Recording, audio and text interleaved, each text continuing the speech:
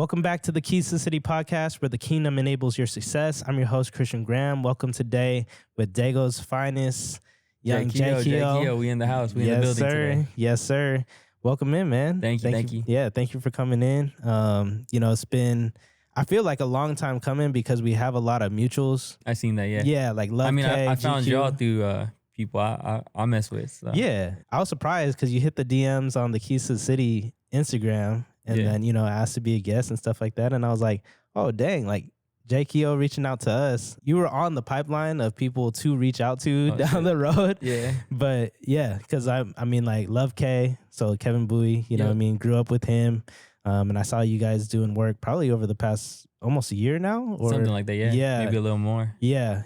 And so at the time, I was like still trying to get my feet wet with just getting like you Keys to the City off the ground. Huh? Yeah. Just trying to get off the ground. And I knew you already had like, I mean, what seems like on the outside, a lot of influence, right? Because you have like almost 90K followers on Instagram and stuff like that right now. And I don't know what you were at back then, probably like 60 or 70K probably back then. But I was just like, oh, maybe it's not the right timing just yet. You know what I mean? I want to make sure that I get my stuff together. Like, you know what I mean? Yeah. Low imposter syndrome type thing, you know what I mean? Because like, oh, okay. Like, I'm just trying to learn how to podcast, learn how to do this and that. Perfect your craft and then pop out. Exactly. That's how it was with the bikes. Yeah? Yeah. Okay. So let's talk about it. How long have you been in the biking scene? For those of you that don't know, Jayykeo is huge in the biking scene. Yes, sir. BMX biking, as it is a huge culture, a part of San Diego culture, LA culture, just Cali culture, really. For sure. But then he's also a rapper too. I do it all, man. Yeah, and we'll talk about all of those different steps. But let's talk about your biggest one, which is really in your biking scene. Yeah, in your bike life. How did you get started? When did you get started? And what does that look like for you right now? All right, so this year, I think I hit my 4th year in biking. People think I've been biking my whole life because of my skill, bro. Yeah. But I'm telling you, like, when I love something, I put my all into it. Yeah. Like, how I got into biking, it was like during COVID. It was like 2021. I went to a party, bro. And like these friends that I thought were my friends, like they took my car and crashed it. No way. Like I made a few videos about it and like a few people know this, but yeah, I hung around the wrong crowd, bro. Yeah. Like I was with terrible people in my life. Yeah. Like mentally, like I was not there. Yeah. But went to a party, bro. It was like one of the first parties I ever went to. I told my mom, I was begging her, like, Mom, please. Yeah. Can I go? So yeah, like we all get messed up. And I don't even know how old I was. I was like 19, 18, somewhere around there, you know? Yeah. So we all got messed up. I guess I fell asleep on the couch. One of my friends wakes me up at like 3 a.m, shaking me like, Jay, they crashed your car.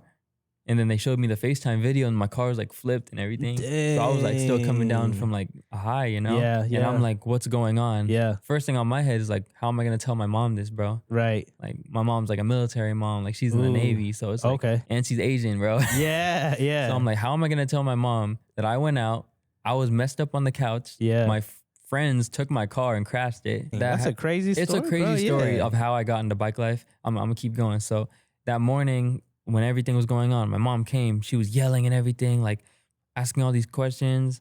And like me in the moment, I was just in shock. Like I wasn't even like mad at my friends or anything. Yeah. But a couple days later, like it hit me like, damn, like why am I with these people? Right. And then that's when like hella beef started happening, bro. Cause I was mad at them, you know? They turned it on me like, oh, why are you mad? Like you should be thankful. Like I'm alive. But the thing is they took my car without permission. Right. They took it without permission. Right. And they manipulated me into thinking I was like in the wrong, you know? It took me a while to like get over that because I didn't know. I was like, am I in the wrong? But like, nah, they took my car without permission, basically. I was asleep on the couch. I wake up to the car, flipped over, crashed. It was totaled. Wow. Yeah. So wow. A lot of things in my life that changed me into like this mindset that I am so young. Yeah. And I definitely watch who I'm around now. Yeah. It shaped me into like, honestly, a more mature person because it showed me like I gotta grow up a little bit. Yeah, I gotta get around. You really gotta right watch crowd. your back and who like the people you're around makes you into what you are. Yeah, your network is your net worth. I didn't want to, as they say, something like that, right? Yeah, I didn't want to be that. Yeah, I didn't want to be around that. So yeah, this was COVID time. I was in my room all the time because I didn't have a car. Yeah, and like I've said this before in other videos, my grandpa was the one who took me to Walmart and bought me a bike because he saw like. I was messed up in my head, bro. Yeah. Like, I was in my room. Yeah. It was COVID. Depressed. No car, no nothing. I wasn't doing nothing. Yeah. If anything, I was just smoking in my room all the time. Like this is when I was like smoking like crazy. Like I'm completely 100% sober now from Congrats, bike life bro. and from music. Congrats, bro. Yeah, That's like, huge. Without like my grandpa getting me that bike, I would have never found my love. So shout out to him. Yeah. I got that bike from Walmart, and I didn't know like the wheelie scene or like bike life because it wasn't really a thing in San Diego. Yeah. And so yeah, I just once I got that bike, I was outside the whole day, bro. Yeah. Like 24/7. Yeah. From sun up to sundown, because this was when I wasn't really like invested full time in like my hobbies, and I was just a kid at the time. Yeah. Out the whole day, and yeah, I just slowly learned how to wheelie, and I was just having fun with it. Yeah. I never looked at it as like I'm gonna build my I'm gonna build my brand around this. Yeah. Yeah, or like I never associated with my name, Jay Keo or something. Yeah. Everyone now sees Jay Keo. Oh, you that biker, you that rapper. Like, Yeah. I was just a kid having fun. Yeah. That's how it all really started. And I started seeing other people ride. I started finding out these rides. Like you probably seen like the group rides and shit. Yep. I just slowly got We've had more. a couple come to the restaurant when we were doing like our annual parties and stuff like that. Yeah. We would set up some group rides and stuff, and they would go up and down like Miramar and then come back and stuff and just kick it. Yeah. So yeah. It's just all good vibes. But yeah, I just started popping out to those, and the scene just got bigger and bigger. People just started recognizing me, and I was always posting videos, and I guess I just stayed consistent, you know?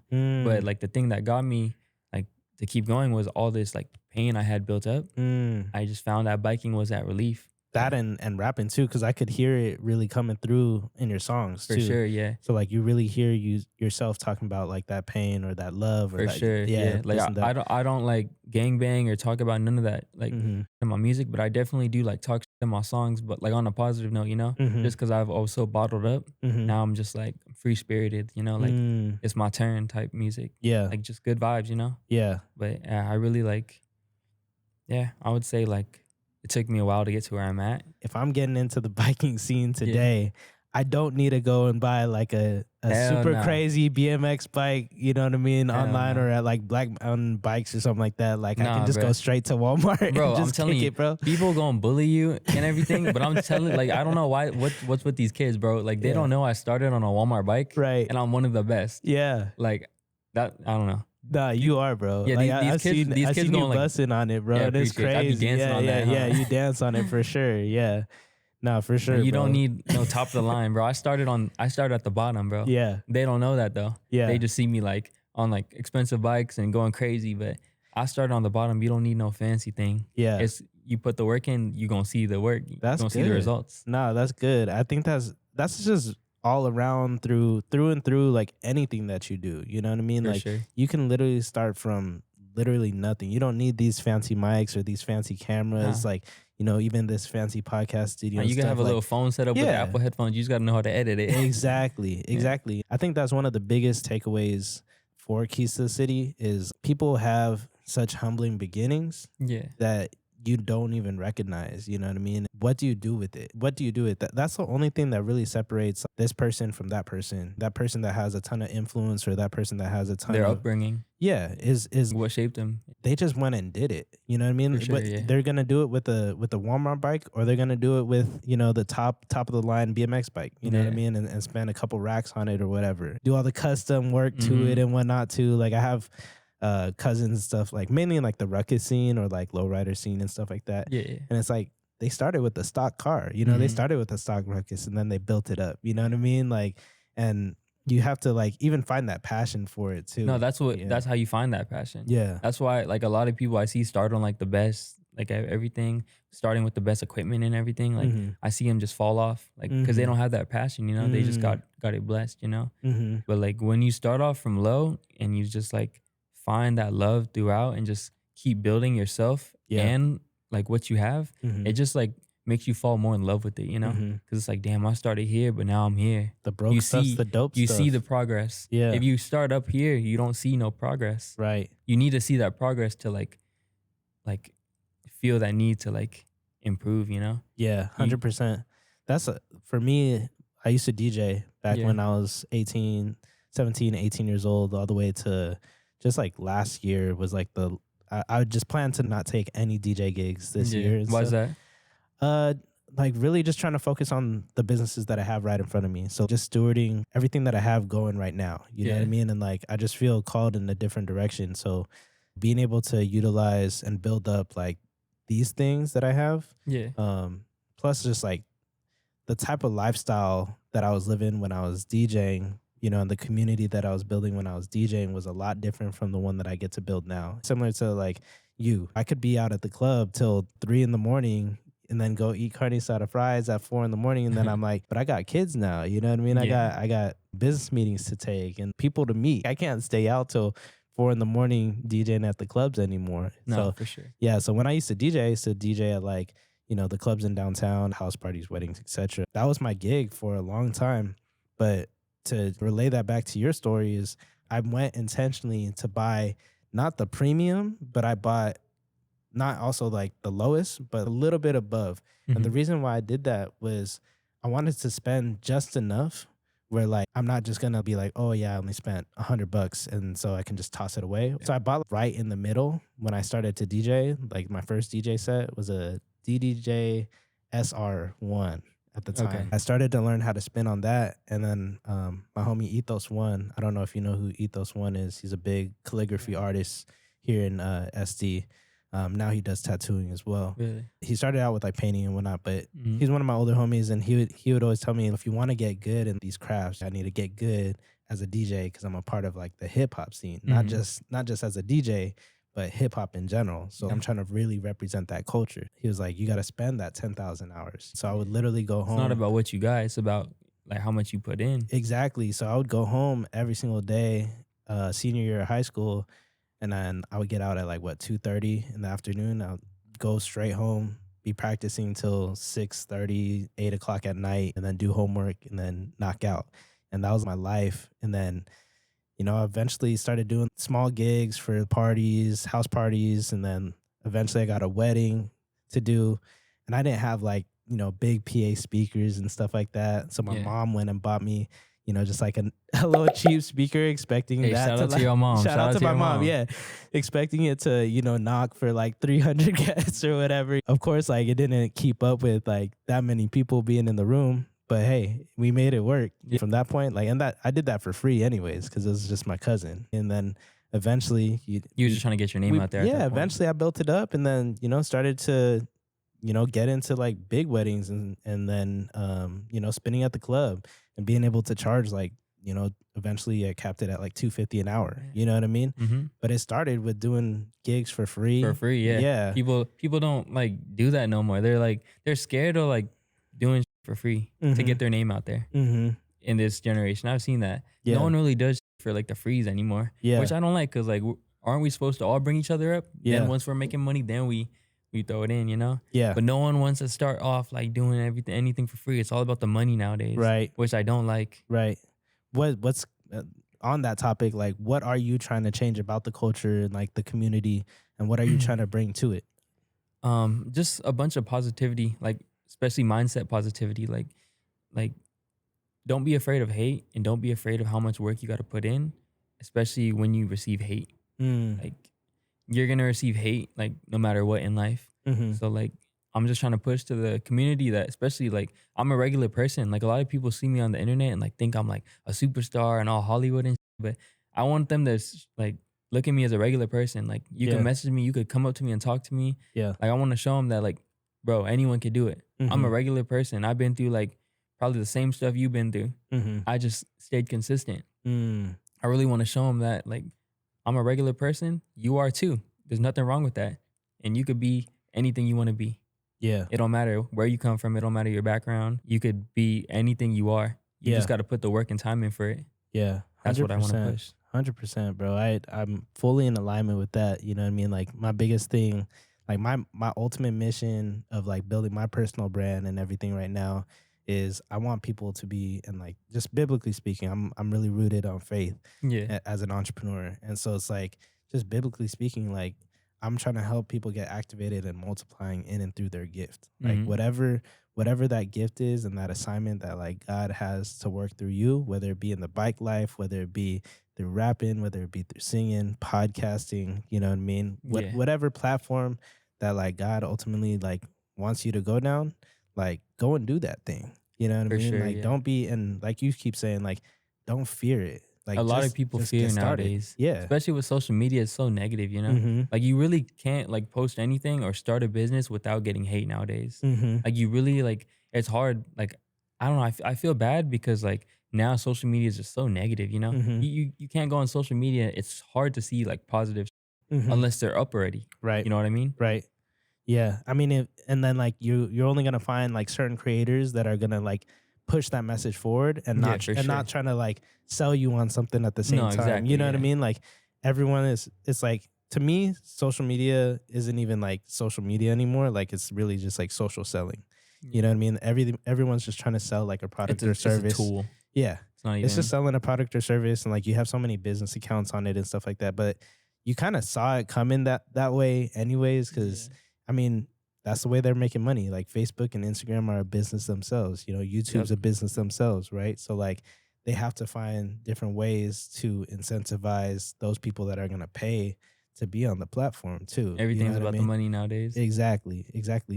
Walk me through some of like your creative process when it comes to content creation, because you're doing like a post a day at least, at least a post a day or so. Yeah, as soon as I get off this podcast, I'm gonna go hit the whip and start posting. yeah. Nah, but yeah, what you want to know about content? Yeah, so like, someone getting started in content creation or like, being a digital creator, trying to grow a brand on Instagram or your biggest platforms. TikTok, do you have TikTok too? I have all platforms. You have all platforms? Yeah. Okay, so you post across all platforms. Walk me through the process and what do I need to do if I'm just getting started? In my opinion, I feel like the only way you're gonna build a following is showing more of your personality.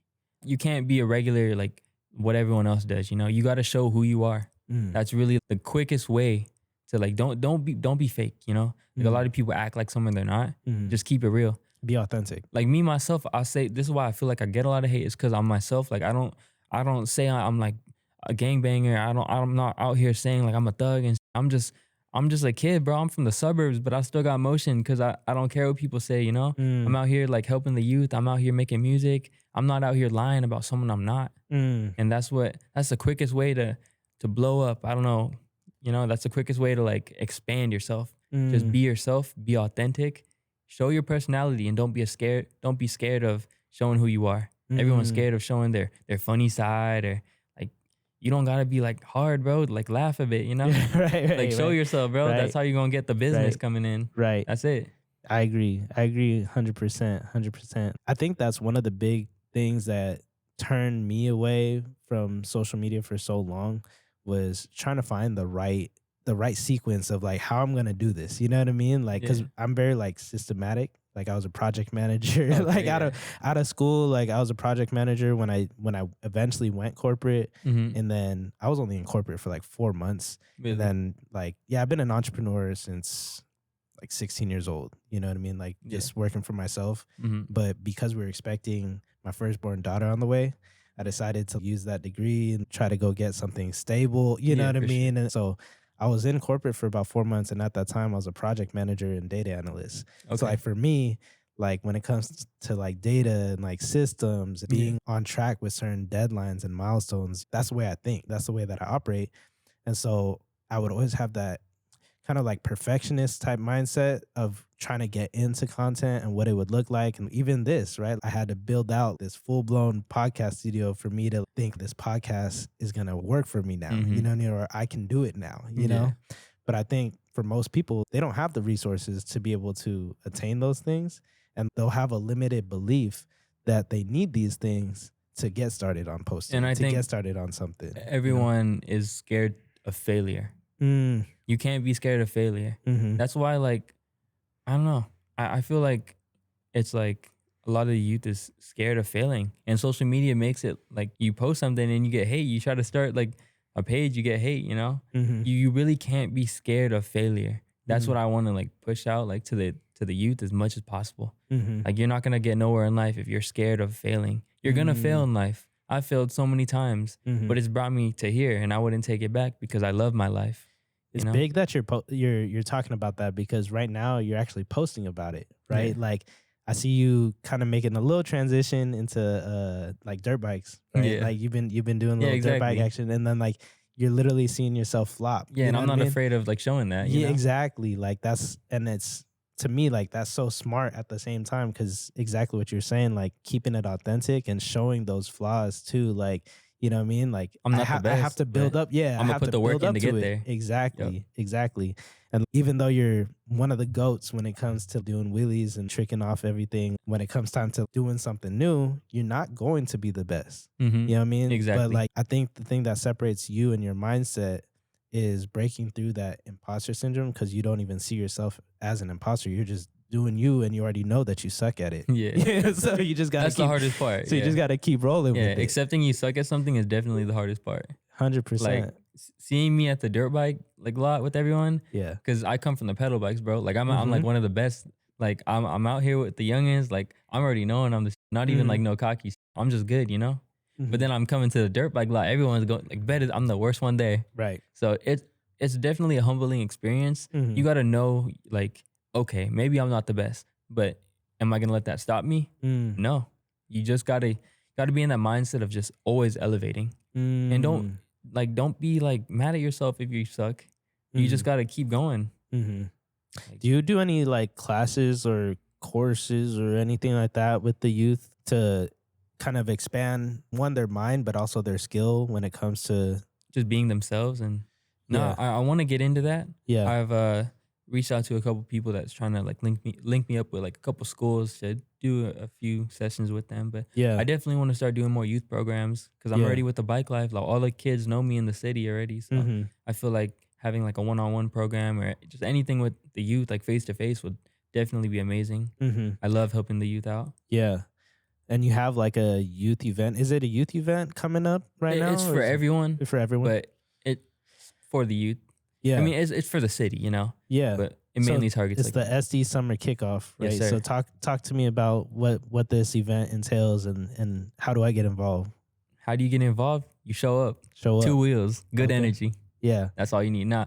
But June 28th, that's this month, right? Yeah. May, June. Yeah, this yeah. But life be moving so fast. Right. Yeah, this month, the 28th, the Saturday, I'm having my second annual big ride out for the city, bro. We're gonna have vendors, we're gonna have shirts. I'm gonna be selling merch, one of one, live performance with some of the homies. It's gonna be lit. Summer vibes, man. We're kicking the summer off. Yeah. And I just like bringing the community together. You're gonna see all ages, all races. That's what I love about bike life. It's not one race, bro. Like, right, bro, it's a melting pot in bike life. Like you see every single race, every single age.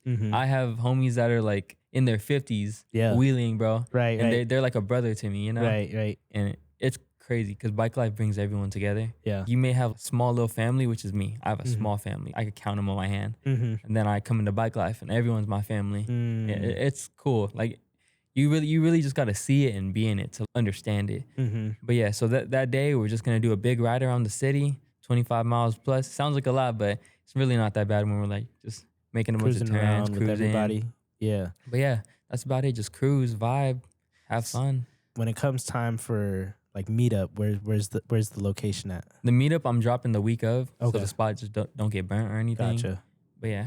Yeah. Do you guys get into like a lot of trouble with like one time and stuff coming around trying to pick on you guys? Not really. Yeah. But I mean, when I'm there, no.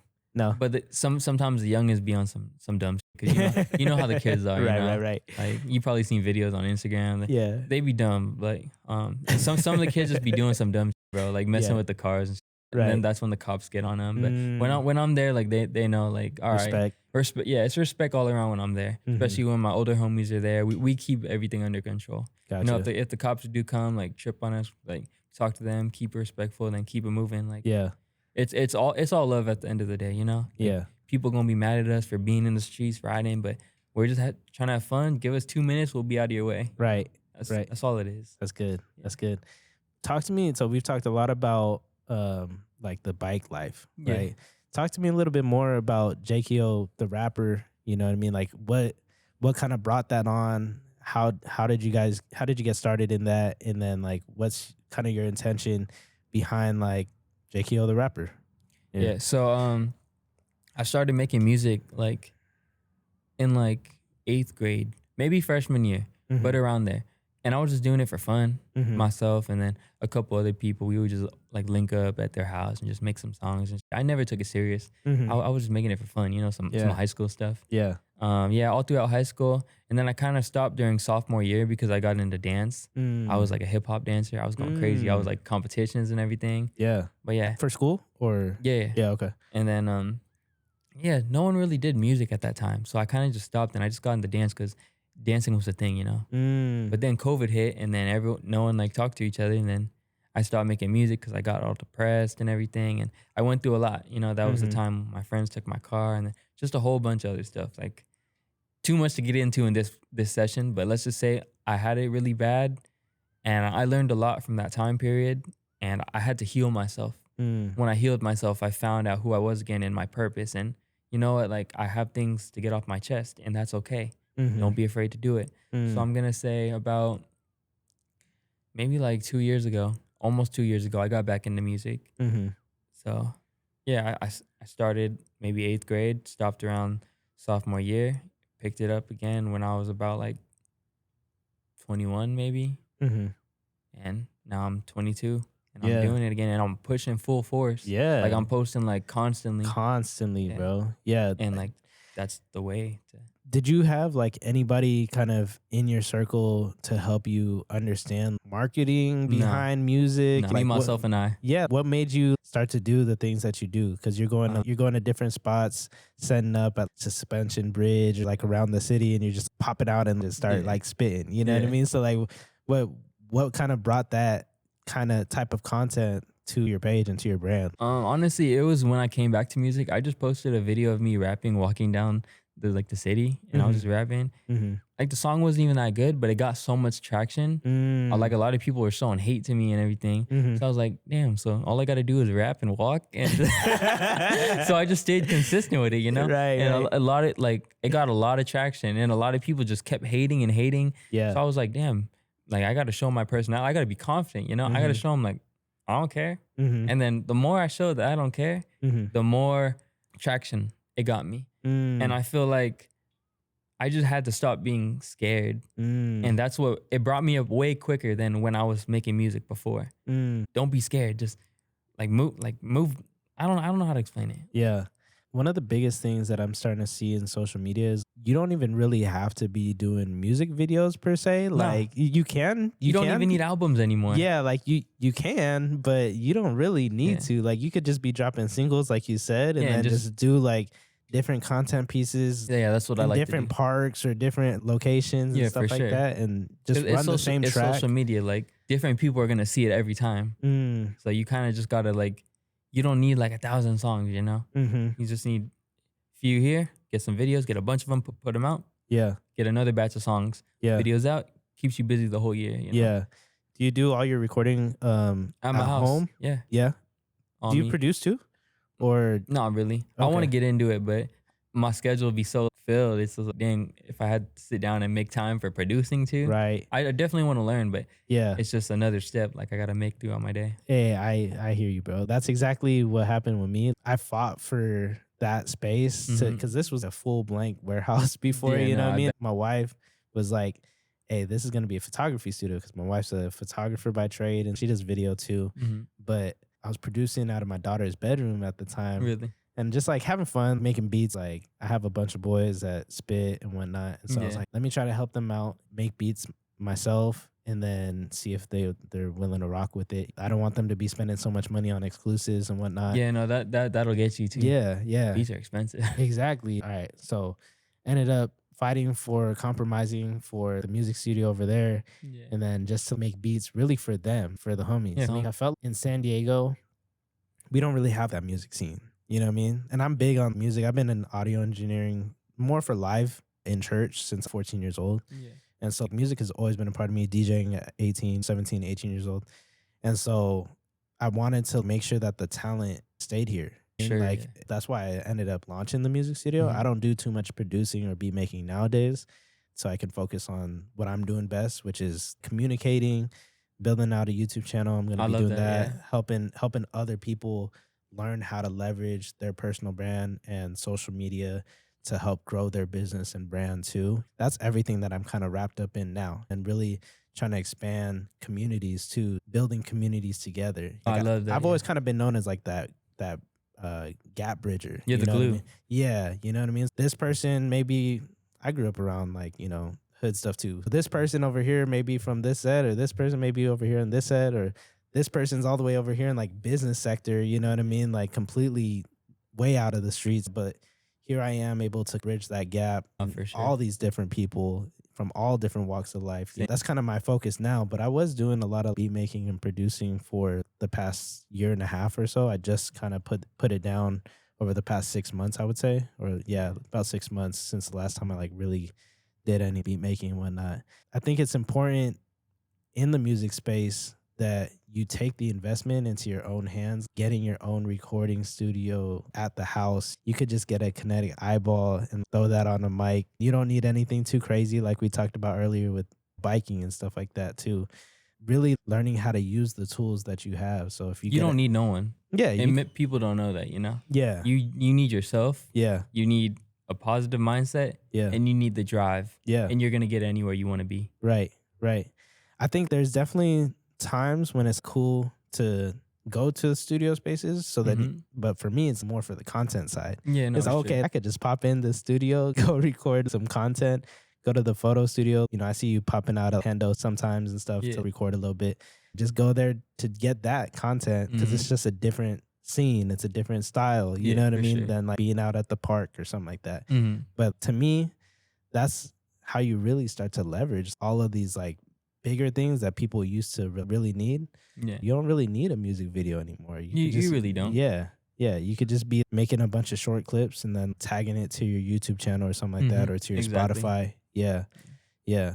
For someone that's getting into the music industry and the rap scene, what's your biggest takeaway that's helped you grow that side? Let's see. For someone who wants to get into it. Yeah.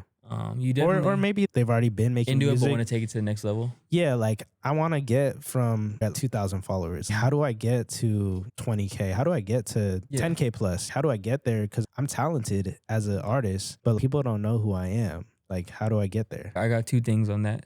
I feel like one, you can't really focus on the followers, on doing it for the followers, or else you're gonna get nowhere. You got to do it for yourself, and that's the biggest way to grow right there. Got it. Me, I literally just do this because, I mean, obviously I want to like put my name out there, but I don't think of it as for the followers. I think of it more as like fulfilling myself, you know? If you want to blow up as an artist, do it because you're fulfilling it and your happiness, you know? Like you're going to like make it if that's your purpose. Like if you like love music, know your talent and see what you're destined to be, you're going to get there. But you have to put in the work and you have to put in the time. Content-wise, market yourself as much as you can. Walk down the street, be like, "Hey, bro, I'm a rapper." Yeah. Jayykeo. Yeah. Tap in. Right. Like, don't be afraid of that. Yeah. Talk, you know? Yeah. People don't talk now. Everyone's on their phone and talk. Like, be outgoing. I mean, even if that's not you, just, you got to market yourself. What's kind of like the biggest expense that it comes to when it comes to marketing yourself for you? Like, now that you've already amassed 90K followers and stuff like that, like how much money does it take marketing wise to get you there? Because like everything from fits or something like that to studio time or to, you know what I mean? Like even like video camera or microphone or something like that. Like how much money does it take for someone, say, like I said, 2,000 followers and has like, you know, $1,000 to spend on like marketing? Like how do I grow from that? This one's gonna shock a lot of people. You don't need no money except money to buy a phone.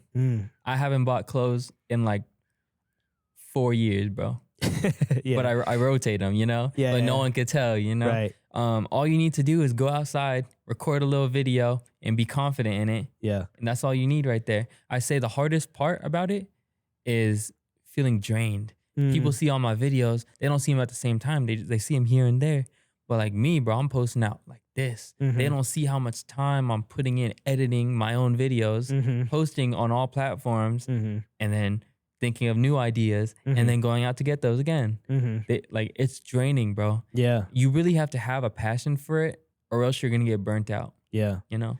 Has it been effective for you to do that though? Like when you start talking like brand deals or, you know, For sure. sponsorships It and pays things off like for that? sure, because it's not only like putting you out there as like what you're trying to be, but it's also like helping your image. Like people see you out there, the brands want to reach out, they want to work with you, especially if you're like authentic, you know? Mm-hmm. People love that. So when you put your authentic self out there, Yeah. think of it as like another resume. It's an extension of your resume. It's not just your another like part of you. It's like it is a part of you, but it's not just like, oh, your social media character. Mm-hmm. It's another part of you. So it I like definitely that. helps in life, you know? Definitely. Like you got to think about that. Like what you're putting out, like it's not just an image, bro. Yeah. It's you. So Yeah. be authentic. Yeah. Because if you're authentic and if you're consistent, people love that. Yeah. And that's where like the money comes in, you know? I think the biggest thing is like, you know, just from a faith perspective is like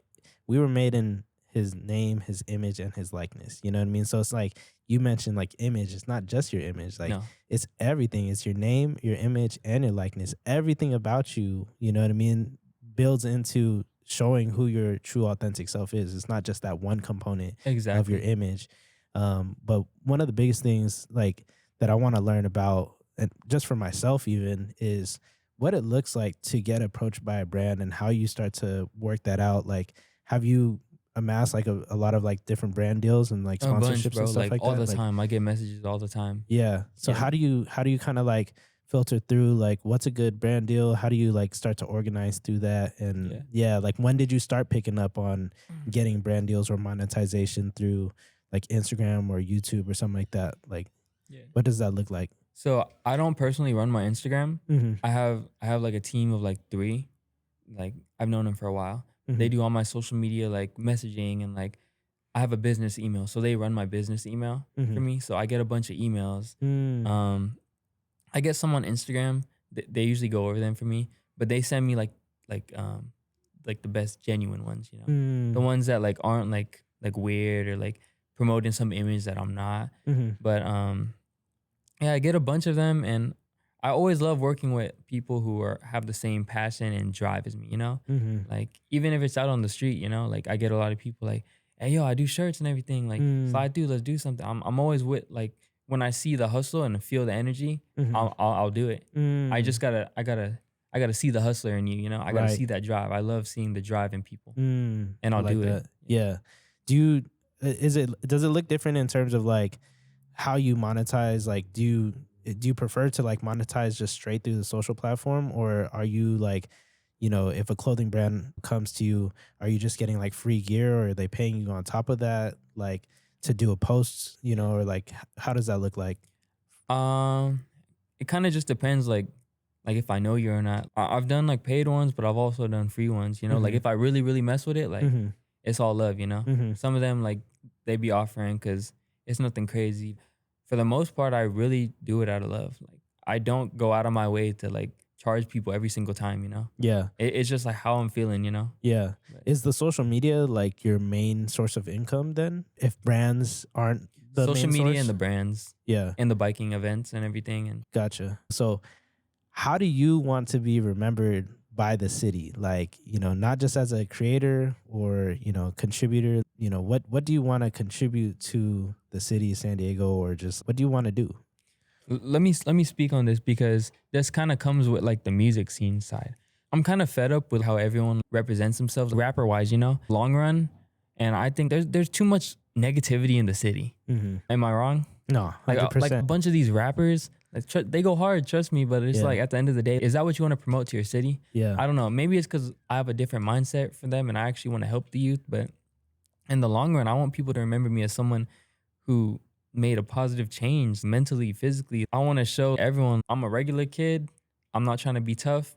I'm just trying to be there for everyone and make everyone happy. Like I want to be that person that people look back on, and he wasn't afraid to do it, and he did it. You know, that's what I want to be remembered on. I want to be remembered on not being afraid to be myself. That's the biggest thing. I want everyone to learn to be themselves, because everyone's a follower nowadays. Yeah. You don't see a bunch of people confident in being themselves, you know? So many people, especially with social media, they're not confident, you know? I want to like help people become their true self and confident and show them you don't gotta be tough, bro. Like social media makes it look like you gotta be tough and like hard, bro. Just you could be like happy and live life and have fun. Yeah. I just want to be known for the person who brought the good side out of people. That's like, it's crazy you speak on that, because we actually took the music studio off of Peerspace. So this studio, the podcasting studio, is actually the #1 podcast recording studio listed on Peerspace organically.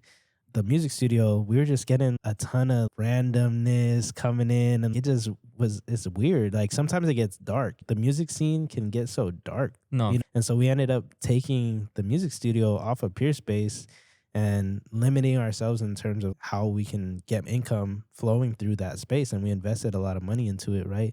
When you're not vibing with the right crowd, that's to me more worth than actually receiving income. You know what I mean? For me, it's always about impact first. What impact are you making? But also the well-roundedness of also income and influence. Impact and connections is very important. Yeah. And for me, if one of those are out of balance, so it's impact, income, and influence for me. If one of those are out of balance, then it's not worth. It don't feel right. Yeah, it doesn't make sense. Mm-hmm. You know what I mean? And so we had to take the music studio off of Peerspace to even get bookings from, because people were just so weird. Either they're doing it just to get like weird content in or something like that, or they're trying to act hard and like they're trying to be this person that they're probably not. I don't really know their stories and stuff, but those aren't the people we're trying to attract. Yeah. And so for us, that's what I really love about having the podcast studio too, is people that hop on podcasts, they get to be themselves. It's just an organic conversation. You really can't fake yourself on a podcast. Yeah. It's not like a news media channel or something like that where you have to be high and tight. You just talk, you know, and you could be from all different walks of life and just have a conversation. That's the thing I love about podcasts. But I had to take the music studio down because people were just being weird about it, you know? Yeah. No, the music scene in San Diego is definitely like weird. I ain't gonna lie. Like, you have to know certain people that are doing it right. Like I feel like there's people that are doing it right, and then there's for sure those people that are doing it wrong. But for sure, yeah. I feel like I just get a lot of hate because, let's be real, what rapper in San Diego is not talking about violence and becoming a better person and just living life? Like there's really not many. Yeah. Like a lot of these San Diego artists are gang rappers or you know, like like don't promote that to the youth, man. I mean, you can make songs here and there, but these rappers, like that's all they rap about, you know? And like that's the image they put out. I'm not hating on them, trust me. They go crazy. They're tough. They're good artists, you know? But I think about the image side of it. And I think that's what a lot of people don't look at, you know? They don't look at, okay, so when I have grandchildren, they're going to see that. That's all they're going to see. I look at it that way. I look at it as if I were to die tomorrow, would I be fine with my image? I would be fine with my image if I left this earth tomorrow. Yeah. And that's, I feel like, brings me, I don't know. I like where I'm at. It's just it's a generational curse, honestly, when you talk about those types of communities, you know what I mean? Like, and it happens often in underserved communities and stuff, but it's a generational curse that just gets passed down. For sure, and like is.